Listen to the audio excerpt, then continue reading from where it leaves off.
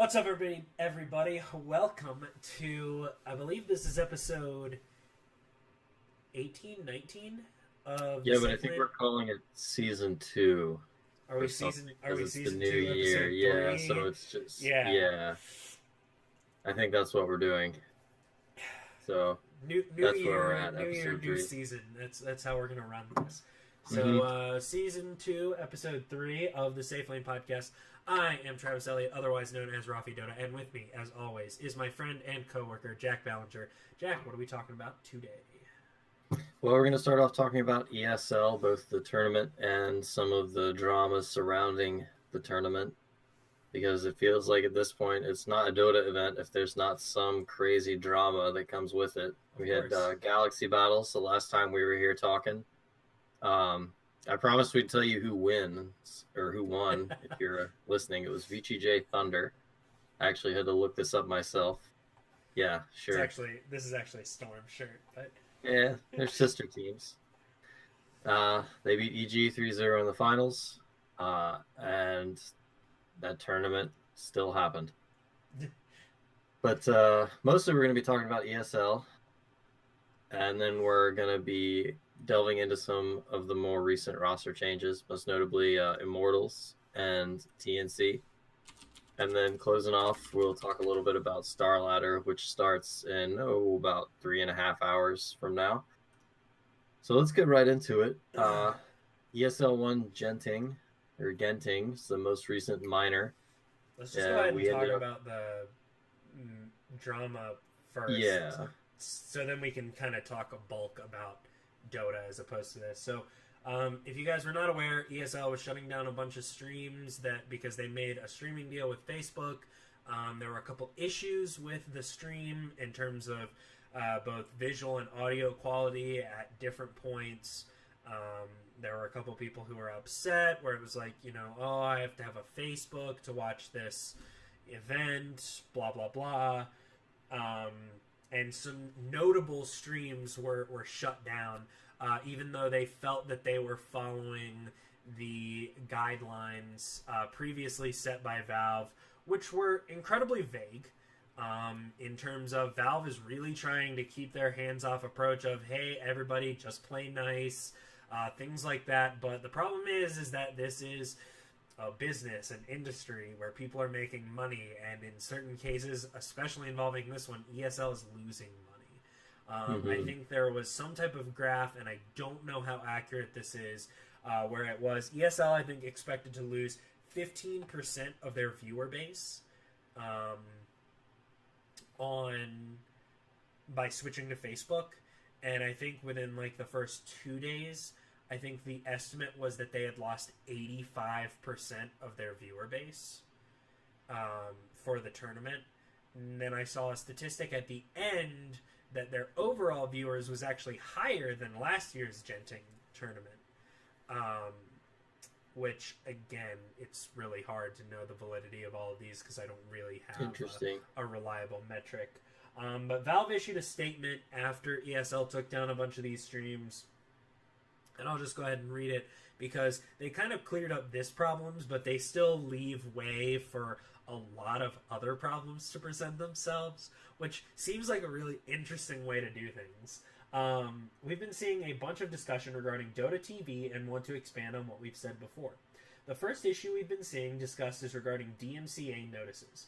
This one is very simple. No one besides Valve is allowed to send DMCA notices for games streamed off of Dota TV that aren't using the broadcaster's unique content, camera movements, voice, etc. The second issue is regarding who is permitted to cast off of Dota TV. We designed the Dota TV guidelines to be flexible in order to allow for up-and-coming casters or community figures like BSJ or Bulldog that occasionally watch tournament games on their channel to be able to stream off of Dota TV. It is not to allow commercial organizations like BTS to compete with the primary stream. It'll be our judgment alone on who violates this guideline and not any other third parties. So basically what Valve is saying is that they want these third-party streams to be available to people who say are like, fuck Facebook, I want to watch this tournament on Twitch. And if Grant or BSJ or Admiral Bulldog is streaming, they can watch that and they can do that. What Valve was trying to prevent was, say, Beyond the Summit from putting together, you know, their own casting team, their own panel, and literally running the same show, covering the same tournament right alongside ESL. That's something that they don't want. Which... Has that ever happened before? I do not think that has ever happened before, but in terms of how these rules are, that's very arbitrary. Because, I mean, like, yeah, BTS pulls in a lot of viewers, but so does BSJ and Admiral Bulldog. And it's really hard to determine how much are their usual stream viewers and how much they're actually pulling away from the ESL stream. And I think that... Well, at a certain point, you got to imagine, like, if people are really going to go watch... If you're really going to go watch a tournament game on Admiral Bulldog's channel and listen to that god-awful meme music and, you know, his commentary, then ESL must be doing a terrible job, right? There are some people who just really like Admiral Bulldog or feel that, like, professional players know more than the analysts and things like that. But either way, like, either way, this is a deterrent for these organizations to stream Dota 2 events and to cooperate with Valve about major and minor status. It's a deterrent because they're basically saying that, hey, we don't care if a huge streamer is, you know, gonna pull a large chunk of viewers away from your monetized stream. We're gonna let them do it, and that's cool with us, and you can't do anything about it. So it's basically the organizations can either live with this or they can no longer decide to work with Valve concerning this. But I feel like that's got to be off the table. Just, I mean, there's no way they're just going to cut ties with Valve at this point. Sure. Well, because if you cut ties over Dota 2, then you lose CSGO, and then if you're ESL, you're just grasping for air. Right.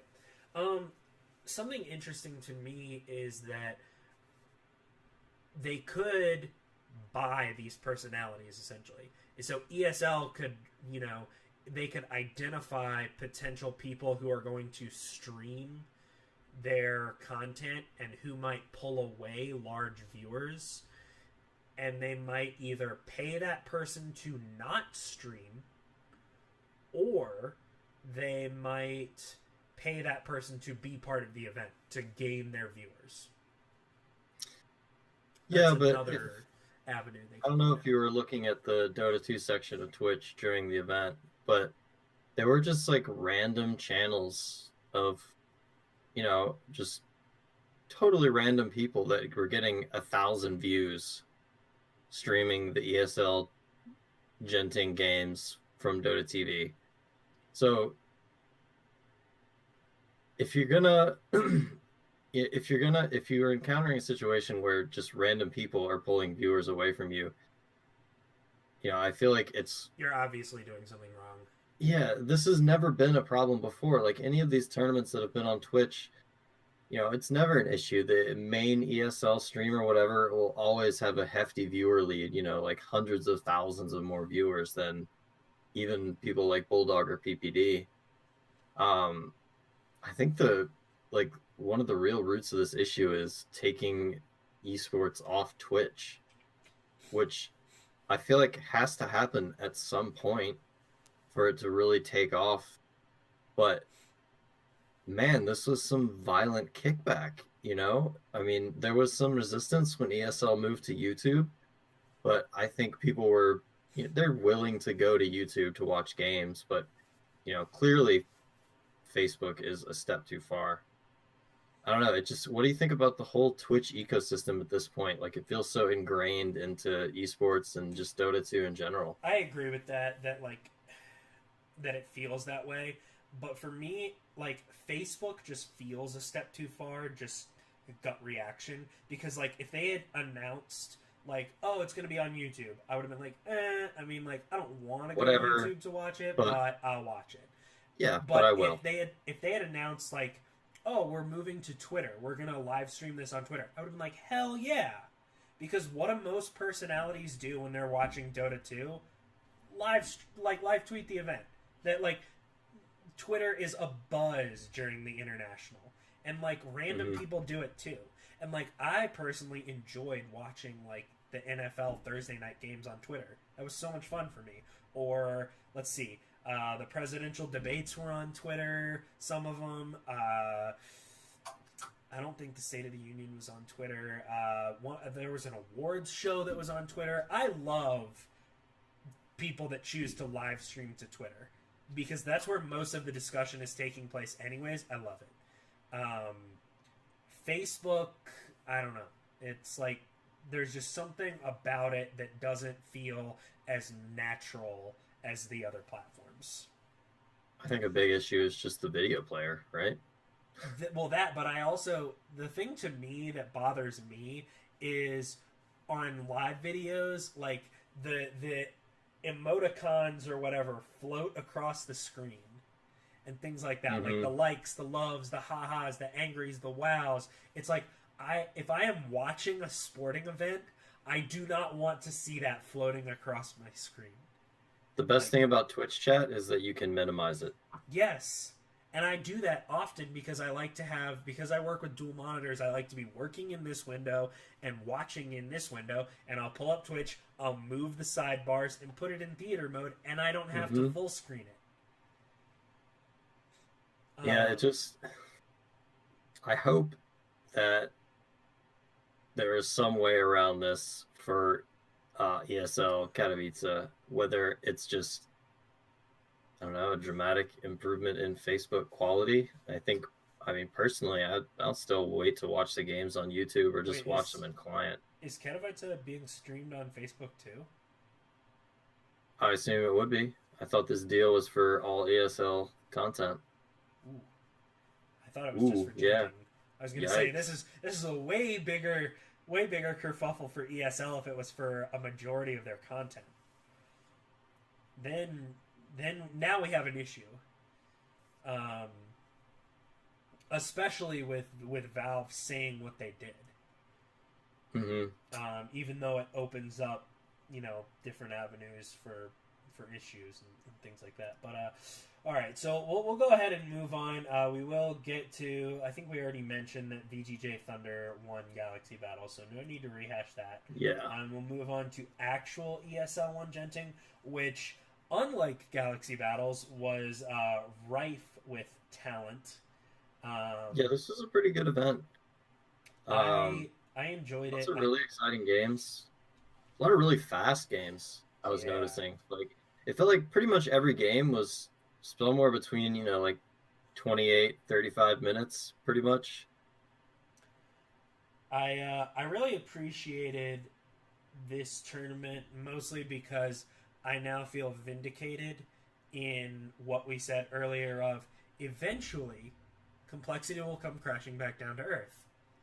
Oh yeah, the honeymoon period. They were 1-0'd by Fnatic, and then they beat Planet Dog, and then they were 2-0'd by VGJ Thunder. And it was a pretty swift exit for them out of Group A. And, I mean, I feel vindicated in that regard. But, in defense of them, there were a lot of good teams here. And there were there was so much good Dota to be played. And was this 16 teams? 1, 2, 3, 4, 5, 6. I think so. Or 12? Yes. There were 16 teams. And Valve has said that majors now must be 16 teams. Good. I loved this. I loved all of it. 1, there was so much good Dota, even though you were getting into best of ones. 2, the major became so much more competitive. So much more. Because these teams moving through these group stages into the playoff brackets, it created so much more tension, and it weeded the teams down into the best teams, which was a rematch of the TI finals. Like, this is a good format for a major. This is what a major should look like, despite the fact that it was streamed on Facebook. Right? Well, I think, this is just what ESL does with their events. Like, this was just a minor. They still had 16 teams. It was beautiful. I love that it was Yeah. I mean, a minor shouldn't look like this, but like this is what a major should look like. This I is mean, what this I is a want good majors to test look run of the major that they're putting on next month, so like. it makes sense. Right. Uh, yeah, I really enjoyed watching the games that I got to see. I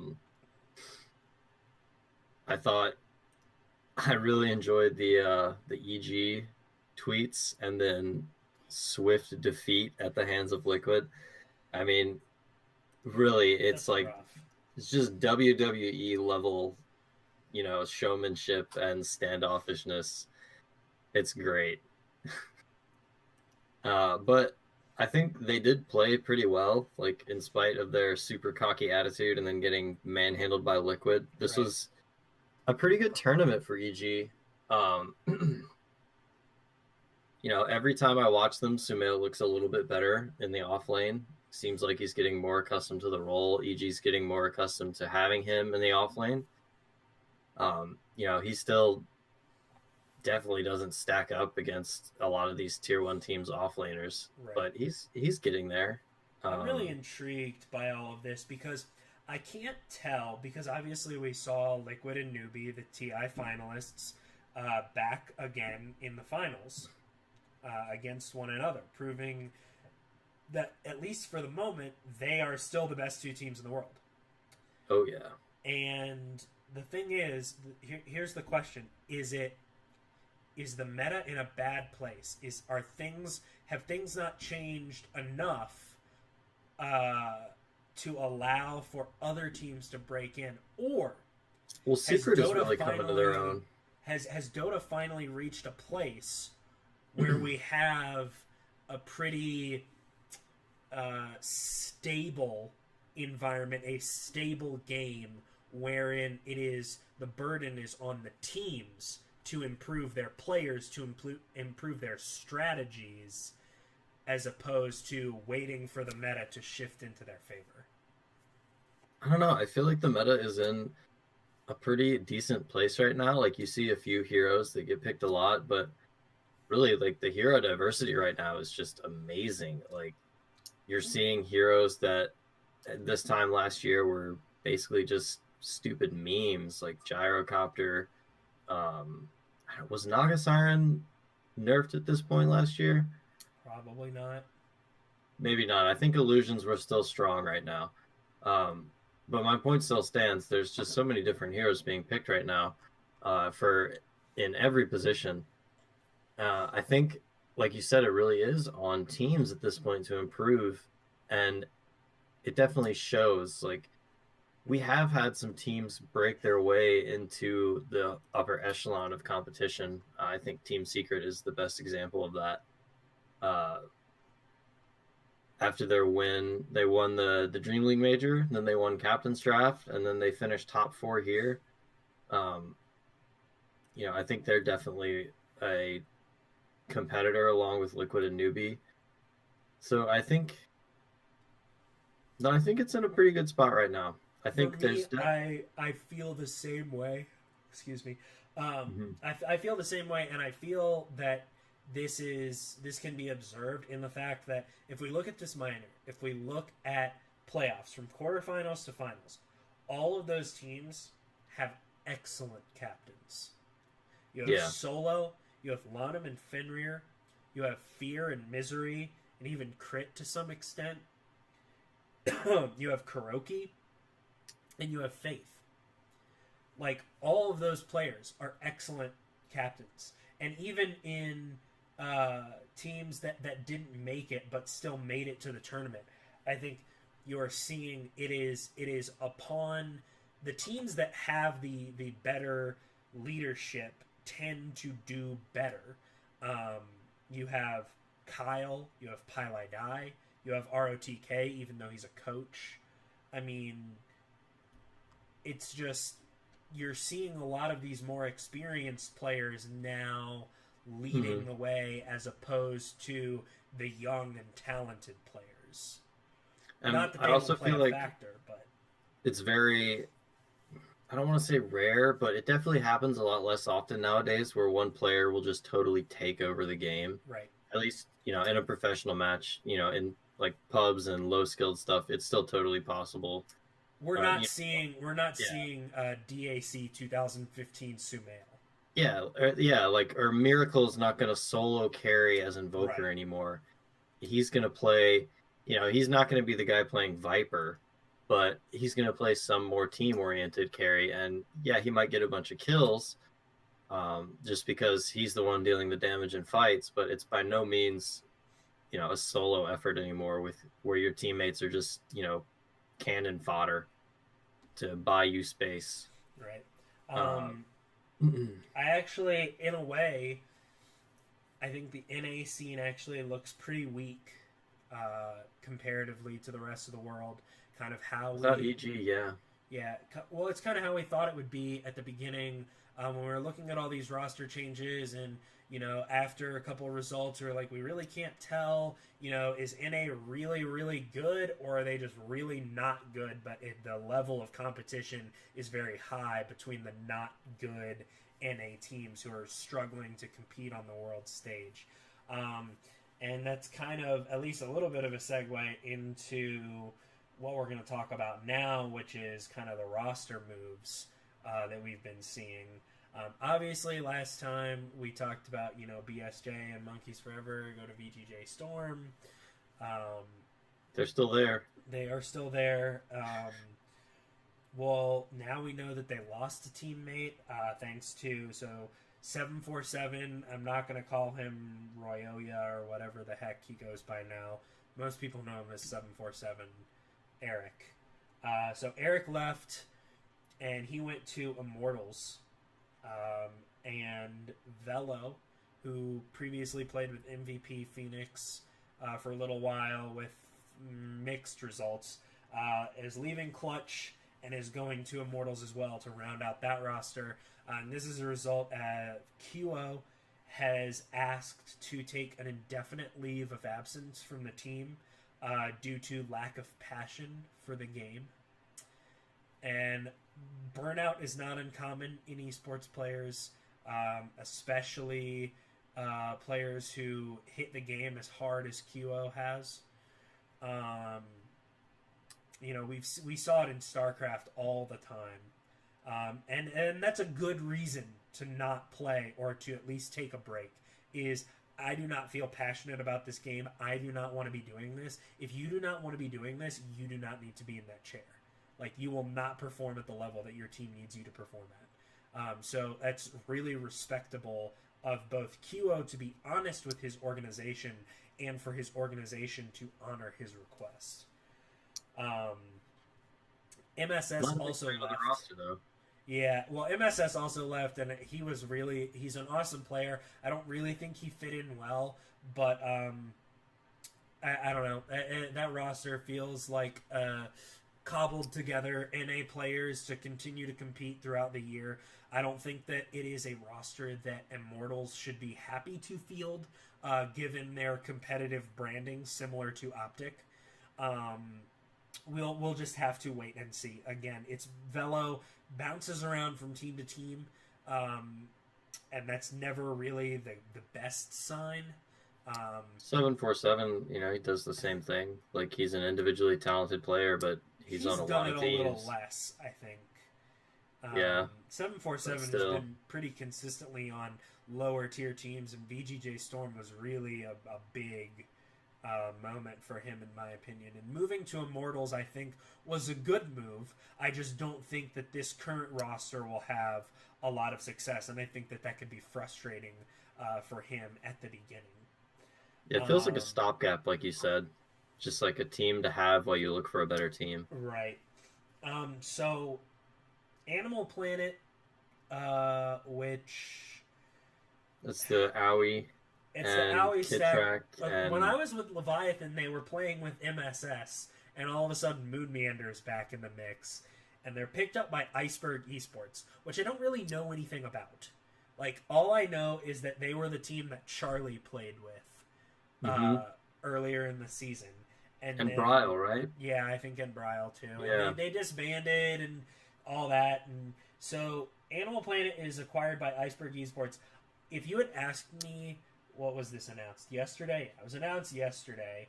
If you had asked me 2 days ago where this team was going, I would have sworn up and down and bet you several limbs that this team was getting signed by Digital Chaos. I know that Digital Chaos is looking for a Dota 2 manager.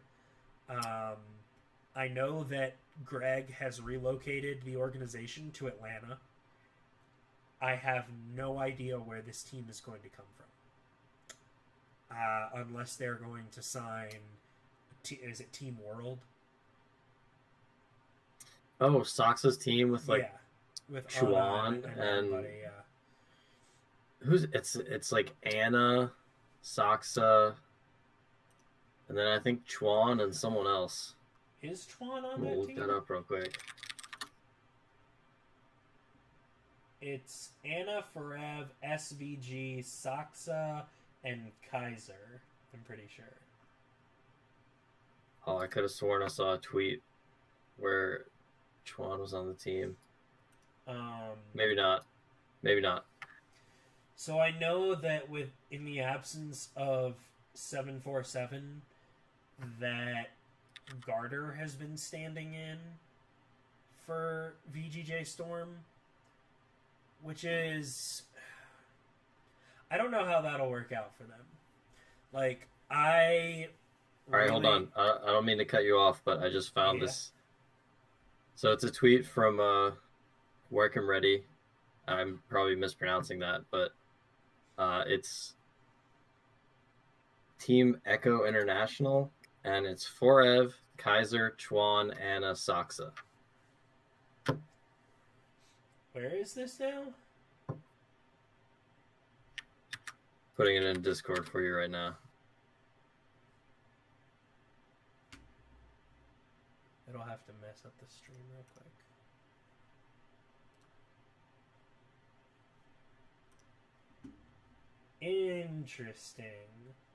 Interesting, so, right? Instead of being Team World or whatever, they're now Echo International. They dropped... who did they drop? They dropped SVG for Chuan. I don't like the look of this team. I think this team is going to be hot garbage. Yeah. It's a really interesting roster, though. Like, why Chuan chose to play with these guys, I have just no idea. But I'm interested to see them play. Yeah, it will be interesting. Okay, so I don't necessarily know if that's... I don't necessarily know if that's going to be their roster, like, or Digital Chaos is going to pick up this roster, excuse me. But hey, you know, good for them for getting Chuan. I mean, we've had a couple moves in the Chinese scene. We've had some moves, you know, like Demon's Team Admiral, and I think they replaced somebody within a day. Yeah. Yeah, so well, Armel was playing left for them. TNC because 1437 left TNC, and so they brought in somebody else, and I can't remember who it was. They brought in Ben Hur to replace Armel on the same day. I think that team is going to be playing musical chairs for a while. We'll see what happens with that team. Demon did really well with the original TNC. Could be good things, could be bad things. You really never know with a Demon team.